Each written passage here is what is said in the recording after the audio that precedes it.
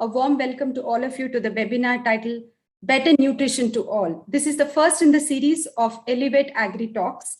I'm Ananda UVL. I'm Head of Corporate Communications for East West Seed India. May I now invite our East West Seed India General Manager, Mr. GC Shivkumar, to please present the opening remarks and welcome address. Good morning, everyone. Thanks, Ananda. So it is a pleasure for us just to start. First of all, we are glad that East West Seed India, the Federation of Indian Chambers and Commerce, FICCI, in partnership with Embassy of Netherlands, have come together to conceptualize a series of 6 webinars on vegetable farming, following the overwhelming success of our first edition of webinar last year. Our objective in hosting the webinars titled Elevate Agri is to create an essential excitement for the agri industry and creating ambassador for the industry. We are delighted to host Mr. Tarun Vij, Country Director of Global Alliance for Improved Nutrition, as our first speaker in the series. Reviving India's agriculture is the country's most crucial agenda, especially in these times of pandemic, but the current trends present a disturbing picture.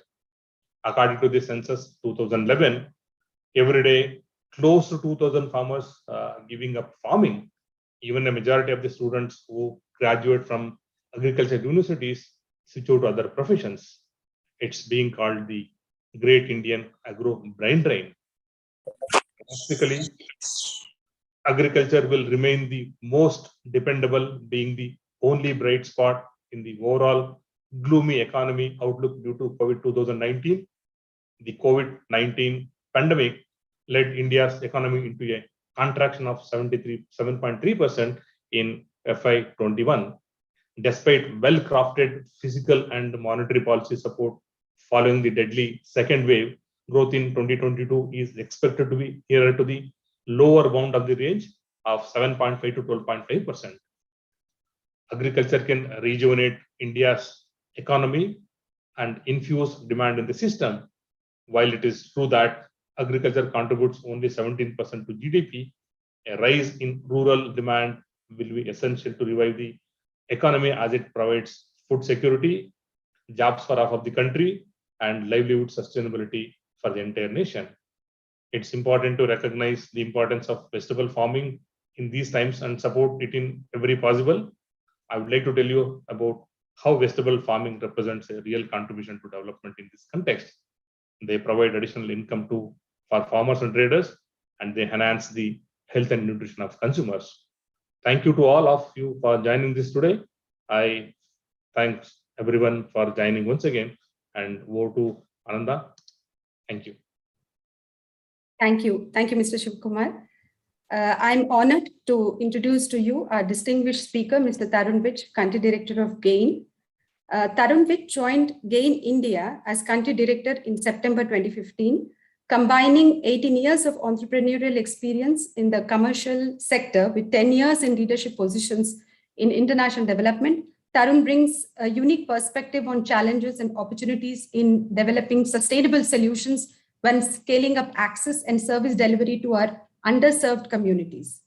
In the past, Tarun had led PATH's global health portfolio in India, and with project teams executing projects on vaccines and immunizations, maternal and newborn health and nutrition, tuberculosis control, diarrheal diseases, and more. Prior to PATH, he served as the Country Director of America-India Foundation, where he led the development and implementation of a strategy to scale up programs, including interventions in primary and secondary education for children, for migrant workers. He also spent 3 years as project director at the Transport Corporation of India, TCI Foundation, the implementing partner of Bill and Melinda Gates Foundation, Avahan initiative to combat HIV/AIDS in India. Welcome, Mr. Tarun Vij. We so look forward to your speech right now. Thank you so much. Very, very good morning to everybody, and many thanks to East West India for inviting me to speak today.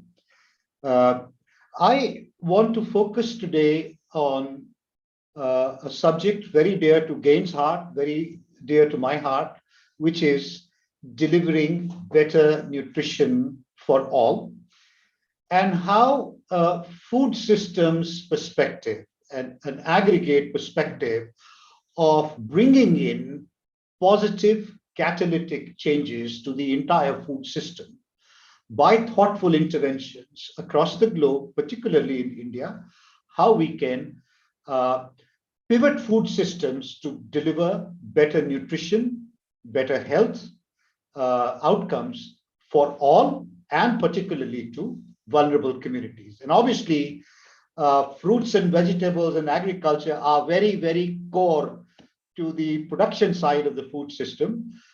So I will just begin my presentation and through sharing my screen.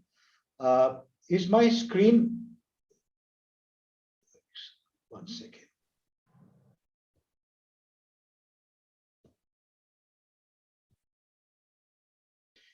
Is my screen visible? Yeah, it's visible. Yes. Yeah, it's visible. Yeah. So food systems perspective to deliver better nutrition for all, particularly the most vulnerable. I represent the Global Alliance for Improved Nutrition, a Swiss-based foundation launched at the UN in 2002 to tackle human suffering caused by malnutrition.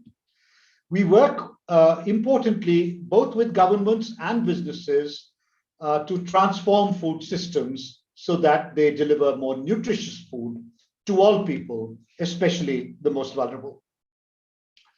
We envision a world without malnutrition, where safe and nutritious food is available to all. A little bit about the Global Nutrition Challenge, just for a few highlights. 1 in 3 people worldwide are malnourished. So I just wanted to reflect on the pervasiveness of malnutrition.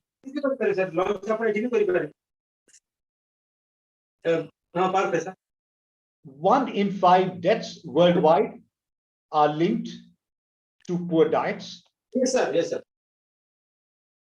If we look at the aggregate picture presented by the Global Nutrition Report, chronic hunger afflicted 815 million people in 2016. 2 billion people were deficient in vitamins and minerals. Another 1.9 billion people were overweight or obese. And when you look at specific indicators as wasting, stunting, and overweight for children under 5, the numbers indicated should be unacceptable to all of us.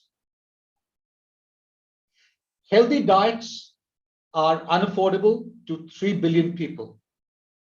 This is 2020 data. Please focus your attention on Africa and Asia. You're looking at up to 74% or 965 million people in Africa, 1.93 billion or 37% of the population in Asia unable to afford a healthy diets. And therefore, we make the case that food systems must change urgently to make them work for the good of people and the planet. COVID-19 will make this much worse. The data is already being discussed. If you look at the trend of the change in number of extreme poor across the globe from 1992 to 2020, you can see tens of millions of people on an annual basis. The only exceptions being 97, 98, which was the Asian financial crisis. But all across the board, we were on a virtuous pathway of reducing poverty across the globe. But COVID has disrupted all of that, and that will have impact for the affordability and access to healthy and nutritious diets by the extreme poor in the globe. How did we get here? Well, poor diet is the common denominator in all forms of malnutrition. Whether you look at anemia, wasting, or stunting on the one hand, or you look at the type 2 diabetes, high blood pressure, overweight, and obesity, food and our consumption and our dietary intake is at the heart of this. food availability has diversified extremely weakly over the past 50 years, with the per capita calorie intake per day contributed by non-staples being extremely poor. And that is where the need to increase the consumption of non-staples, i.e. fresh fruits, vegetables, dairy, and so forth, amongst populations across the globe. Well, food systems shape diet choices. You have the agriculture production system, the food storage, transport, and trade subsystem. You have the food transformation and food retail. And consumers make their choices basis preferences, availability of time, knowledge, and their purchasing power. Unfortunately, food systems are not focused on nutritious foods. Let's see how.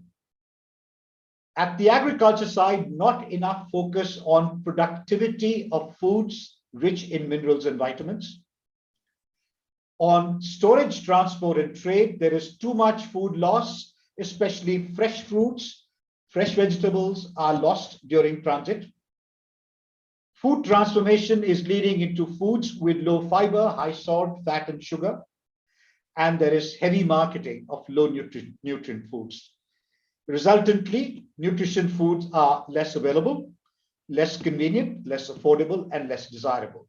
And as a consumer, resultantly, I have less useful information and less real choice, leading to poor dietary choices and poor dietary intake. The food system is complex. You have production, storage and distribution, processing and packaging, retail on one side, which I would say is the food supply chain. And in the food environment, you're looking at aspects of food quality and safety, promotion, advertising and information, economic access and affordability, and availability and physical access, the proximity, and governments, businesses, consumers, civil society interface in each aspect of the food system. And therefore, the necessity of multi-stakeholder involvement to ensure we collectively pivot food systems towards healthier diets and more nutritious and safe foods. Nutrition is so important for a wide variety and wide range of development goals. It's not just a marker of progress, it's a maker of progress. 56 SDG indicators are highly relevant for nutrition. And some of these are listed here. I'm not going to go through all of them. Why are nutrition sensitive production systems needed? 6 of the top 10 risk factors for the global burden of disease. And I'm showing you the factors for 2019, both for females and males. 6 of the top 10 risk factors for global burden are diet related. So why not envision a better life through the achievement of the SDGs across the globe? Better livelihoods, better water utilization, better biodiversity, better energy, better resilience, better nutrition, better production, and better climate. How about envisioning food systems supporting better nutrition? At the production level, enterprises producing quality, safe, and nutrition food sustainably. Healthy food stored safely, distributed efficiently, and minimization of waste.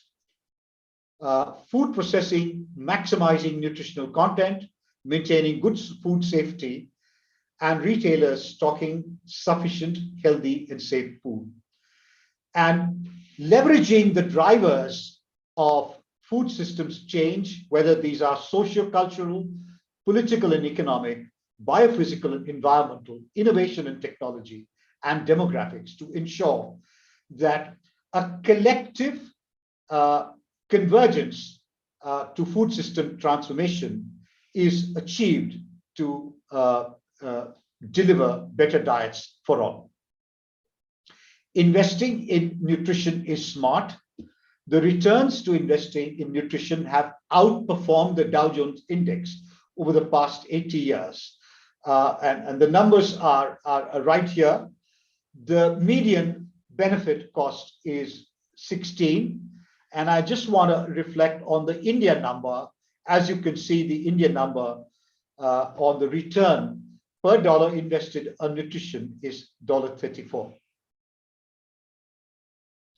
The World Health Organization global targets for 2025 also talk about 40% reduction in the number of children who are stunted, reductions in anemia, low birth weight, childhood overweight reduction, exclusive breastfeeding, and reduction and maintenance in childhood wasting.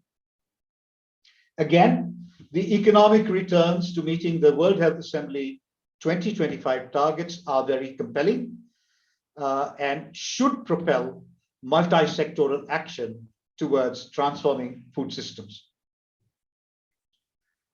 In 2020, we saw a massive surge in social protection as a consequence of governmental response to COVID-19 pandemic, and India was at the forefront. I just want to reflect on the number that I saw. By September, 1,055 different measures of social protection were introduced in 212 countries. Our contention is that there were fewer links than we would have liked to see on consumption or production of nutritious food through social protection as well. Friends, as you know, markets do not reach everybody. Markets are the most efficient, remain the most efficient sources of connecting healthy diets, nutritious foods to consumers, but there is a segment that will require social protection. And we make the case for social protection also to pivot towards provision of safe and nutritious foods. A little bit on India. 1 in 2 women of reproductive age are anemic in India. 35% of the children are stunted. Almost half the children up to 5 years are vitamin A deficient. Micronutrient deficiencies are at unacceptable level, particularly in children and adolescents. Poor diets are a key factor in mortality and morbidity, and the 6 factors are related to poor diets. Coming to food group intakes, we were looking at data comparing Bangladesh, India, Indonesia, and Pakistan, and the data is quite really revealing. India consumes less fruits, vegetables, and legumes than Bangladesh. We consume more sugar-sweetened beverages than Bangladesh, Indonesia. We consume very high levels of dietary cholesterol and fat. In short, friends, our diets need to be far healthier and far more nutrition-focused than they are now. A little bit about GAIN's work in India. We work on the demand, access, and the enabling environment for production, consumption, availability, and affordability, and consumption of safe and nutritious food. Our largest program on large-scale food fortification fortifies edible oil, milk, and wheat flour. We work in 16 states.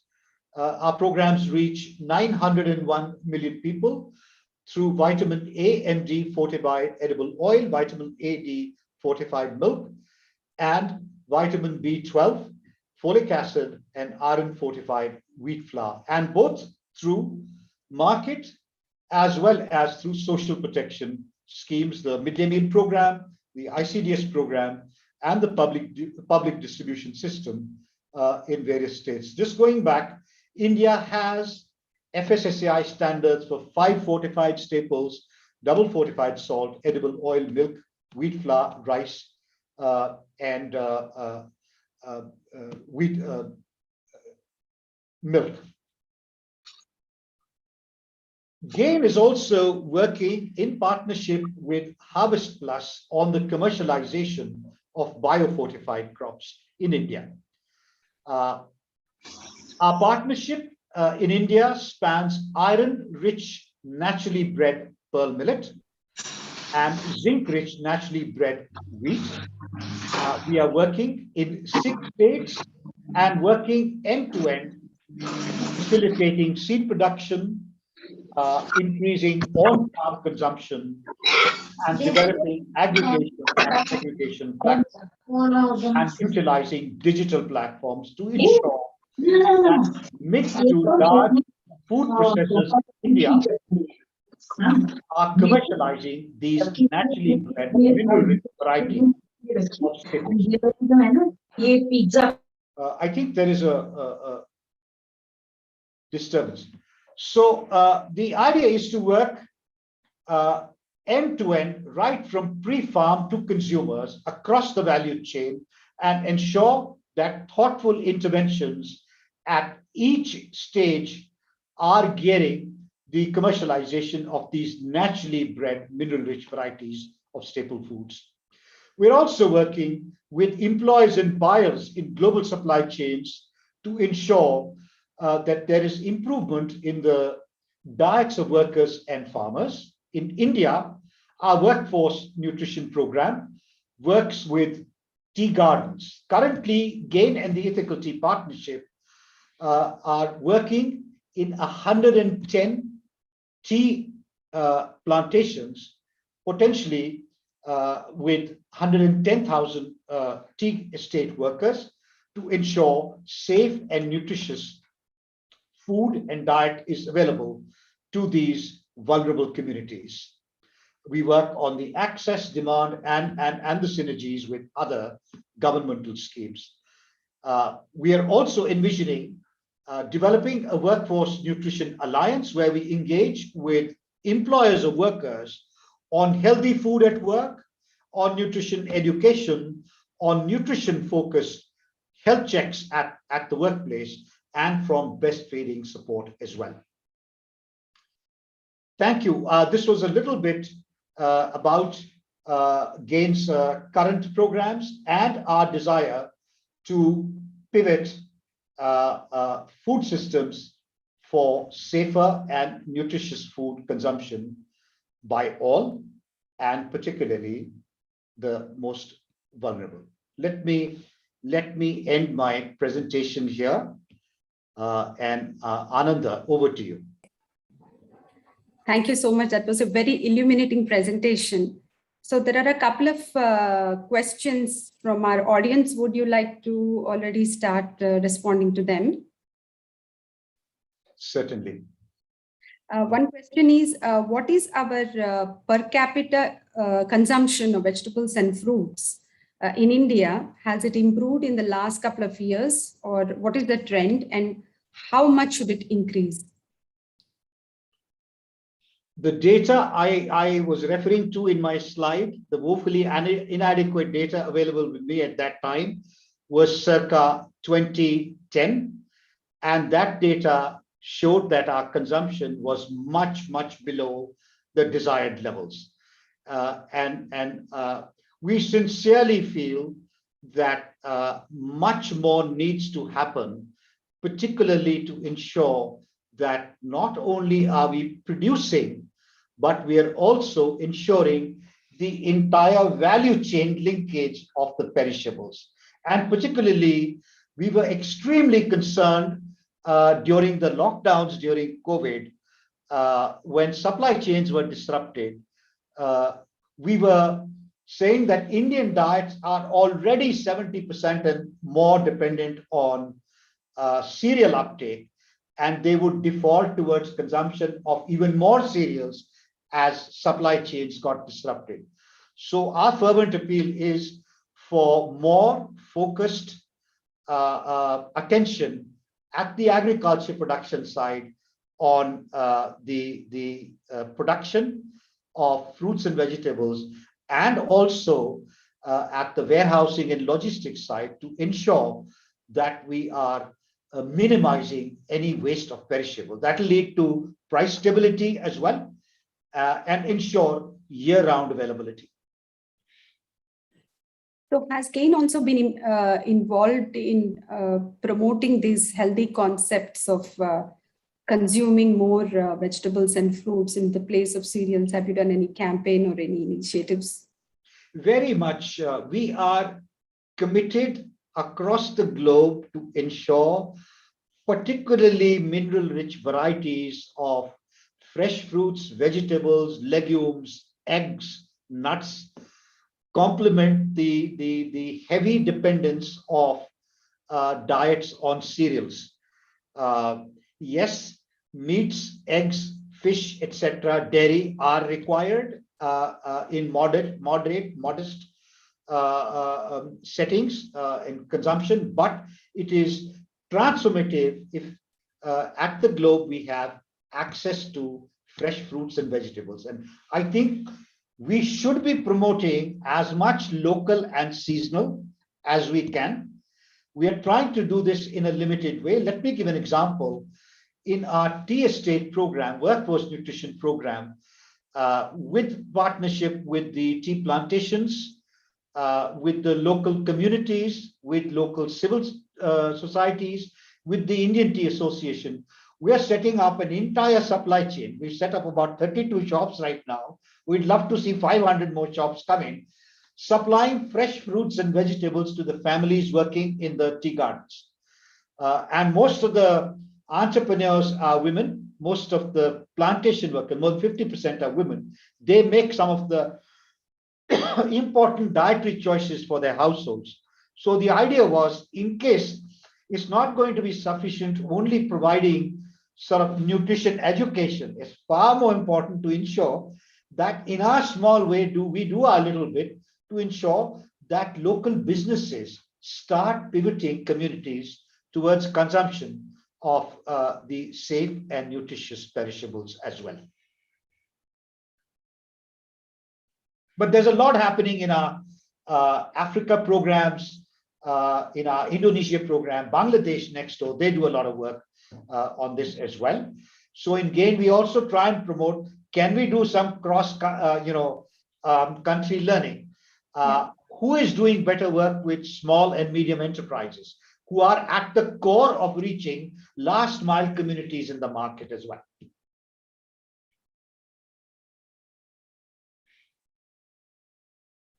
Another question is, in the post-COVID, has there been any specific change in choices with regard to nutrition? Any specific trend that you've been able to notice?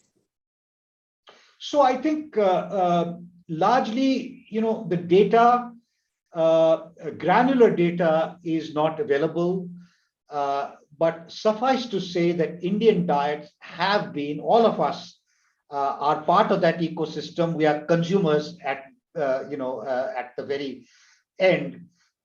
We are focused too much on cereal consumption, and that at core needs to change. Some of that is happening with the midday meal programs and some of the cooked meals provided under ICDS, etc., to marginalized communities and to specific target groups. But I think our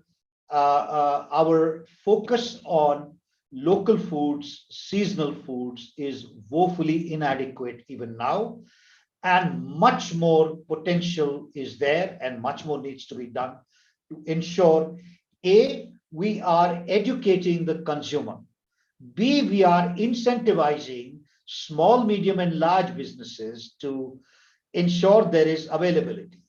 C, we are doing policy action which make it viable for businesses, public-private partnerships, etc., to ensure an appropriate ecosystem in a supply chain, a value chain, minimizing food losses created, so that we are sustainably increasing the supply, the access, the affordability of the safe and nutritious food. I think we have collectively a lot of ground to cover, and organizations such as East-West India, FICCI and their membership, can play a very catalytic and positive role in ensuring we take concerted action across the food system, whether it's production or it's storage or it's food processing, or it is even the retail side. We need to promote healthy, safe and nutritious diets more. I guess at the consumer level, you need a bit of social behavior change, you need a bit of nutrition education, you need a bit of promoting healthy foods, making them aspirational. You need to build in some of the capabilities, how the marketing companies build aspiration and emotion into so many things. I think some of that needs to come into the nutrition sector as well.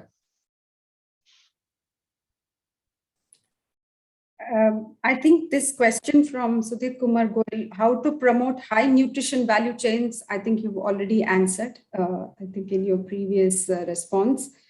Now, one question is, could you please talk about your journey? You've been with Gain for last 15 years, more than that. And what has led you to pursue a career which is connected to nutrition, agriculture, supply chain, and what inspires you on a daily basis? So I think so I've spent my early part of my career in the commercial sector. And the impetus at the age of 40, which happened 18 years back, the impetus was, can I use some of the things I learned as an entrepreneur, some of the bruises and knocks that I took building and scaling up a national business? Can I use some of those entrepreneurial instincts in the development space? I was on an exploratory journey from HIV to maternal health to education, digital health, tuberculosis control, vaccine development, so many different things. But I think it was the ability to be able to think the big picture, apply the big picture to what were thought to be siloed, specialized areas of public health intervention that actually excited me. And the fact in nutrition is nutrition touches you, me, and the last child, on the street and in the school. It touches all of us. So the potential is to actually impact every human life, at a population level, and then particularly to be able to impact the most vulnerable. And you have unlike in a business, you have the flexibility to work not only through markets, you also have the flexibility to work through social protection and leverage it to the advantage of the poor as well. So I think the incentive is to be able to transform human life at some level. And what better than food? It is said very eloquently by somebody, I forget the name, first we eat, then we do anything else. So I think food impacts all of us, and what better to devote your life, at least devote some of what you learned in public health and in business to catalyze better diets and nutrition for the population. That's a very inspiring story. As an expert who's been connected with this specific area of nutrition and food, what is the one, if you were to give any as a suggestion to the policy makers, what would it be? So I think policymakers, I think in the Indian context, I certainly would love to have the policymakers focus pivot the private sector through enabling policies, pivot the social protection schemes through enabling policies to ensure that we are moving away, virtuous as it is to provide calorie sufficiency, virtuous as it is to ensure no child, no woman, nobody goes or sleeps hungry. But I think we should move beyond calorie sufficiency now to addressing nutrition more comprehensively. We are grappling with unacceptable level of micronutrient deficiency. We are grappling also with a growing burden of obesity and overweight and lifestyle diseases. So a much, much more comprehensive lens on diets needs to happen. And this will come only with enabling policies through public-private partnerships. And my contention, very, very well researched, very well thought out contention is, this is not going to happen only with big businesses. This is going to happen with small, medium, and large businesses. This is going to happen in each state in its own local context. We are a very, very diverse country. We celebrate our diversity. We should celebrate our diverse food, but we should also know we also have a diversity of nutritious food, which is local and seasonal. There has to be a national movement. We should get our youth to lead some of this. Youth can be very big catalysts to start a movement. So our youth, our policymakers, our private sector, our civil society, all of us need to come together. And yes, we as nutritionists, international NGOs, national civil society organizations, research, academic institutions, we can get better data, better best practice from the globe, etc. But ultimately, it has to be a strong commitment by society as a whole. That is my very sincere advice to everybody, and request and suggestion as a passionate Indian committed to nutrition for all our people. Any specific advice you would like to give to young people who are smart and who are graduating from, from the top MBA institutions and IITs and everything? We see that, as Mr. Shiv Kumar earlier mentioned in his remarks, that a lot of young people now don't choose agriculture or food or any of these allied sectors as their first choice. So what should we do to, inspire them to get into the spirit of choosing this, so that we have the best brains, we have the best talents coming to this wonderful industry, which will, which is such a huge contribution to this country's progress? I think we need to have so much of data available to excite the youth.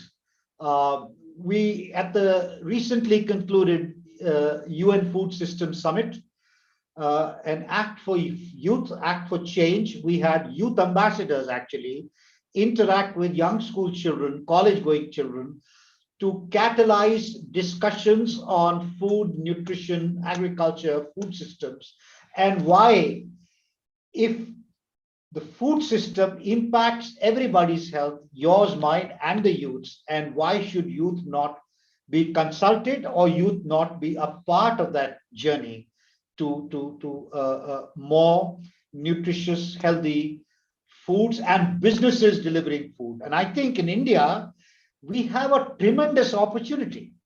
There is so much of opportunity with so many farm holdings, so many farmer producer organizations.